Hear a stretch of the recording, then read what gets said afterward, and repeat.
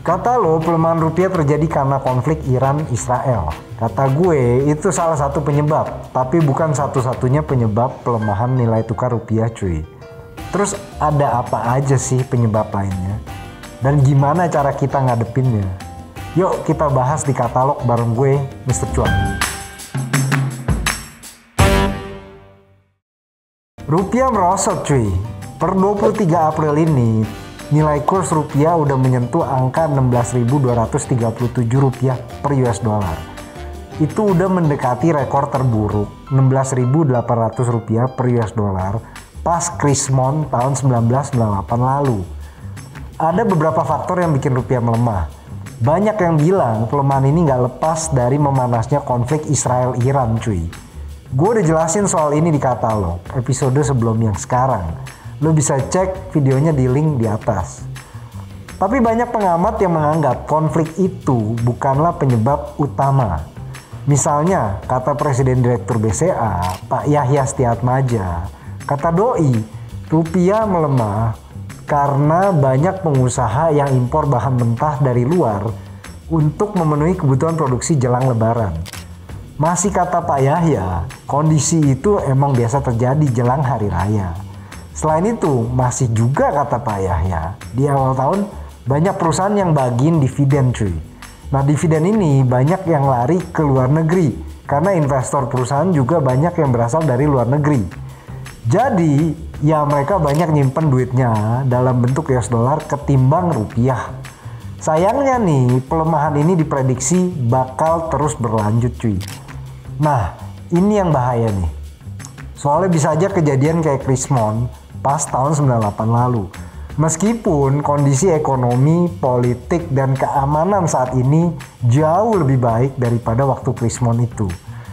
Wakil Direktur Indef Eko Listianto juga bilang potensi pelemahan ini masih mungkin terjadi karena nilai tukar dolar juga semakin menguat. Penyebabnya, yang pertama saat kondisi konflik, orang lebih suka nyari tempat yang aman buat aset mereka. Salah satu instrumen yang dianggap aman ya US dollar, makanya nilai tukar US dollar makin kuat. Kedua, ekonomi Amerika ternyata juga cukup kuat. Padahal tahun lalu ekonomi Amerika diprediksi bakal mengalami resesi. Ternyata nggak kejadian karena pertumbuhannya lebih baik melebihi ekspektasi pasar. Tahun lalu ekonomi Amerika masih tumbuh di angka 3,2%. Naik dari angka 1,9% pada tahun 2022. Nah, untuk ngadepin situasi ini ada beberapa hal yang bisa dilakukan pemerintah. Pertama, tata ulang utang negara, terus menaikkan tax ratio, sama susun APBN yang efisien. Ketiga hal ini saling berkaitan.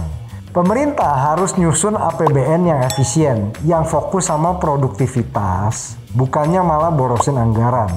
Salah satu anggaran yang dinilai boros adalah subsidi BBM cuy. Emang sih ini langkah yang gak populis. Tapi dalam kondisi genting kayak gini ya mau gimana lagi. Kalau menurut lo gimana? Kedua, pemerintah mau gak mau harus ngorbanin cadangan devisa. Misalnya menjual cadangan US dollar untuk membeli rupiah. Dan mengintervensi pasar foreign exchange. Saat ini cadangan devisa kita masih dianggap aman, yaitu ada di angka 140 miliar dolar.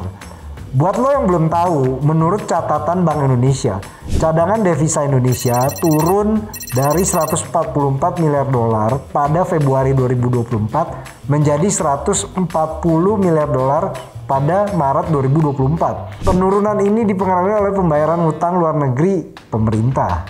Nah buat kita-kita nih ada juga tips cara ngadepin pelemahan nilai tukar rupiah. Pertama, siapin dana darurat. Ini penting banget.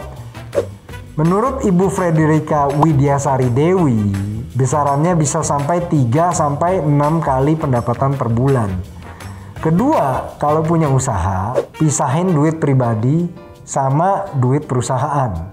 Ketiga, berhati-hati dalam mengambil utang, terutama utang dalam bentuk dolar. Terakhir, tetap up to date sama informasi. Jadi lo bisa siap-siap dalam mengambil keputusan. Sekali lagi itu kata gue, kalau kata lo gimana? Menurut lo, apakah nilai tukar rupiah bakal terus melemah dan apa yang bakal lo lakuin kalau itu kejadian? Kalau lu punya argumen, ide atau masukan soal konten yang bisa bikin lu cuan, langsung aja sampein pendapat lu sesuka hati. Oh ya, jangan lupa juga ya, subscribe YouTube Kata Data Indonesia, Instagram dan TikTok gue The Real _Mr. Cuan. Gue Mr. Cuan, ciao.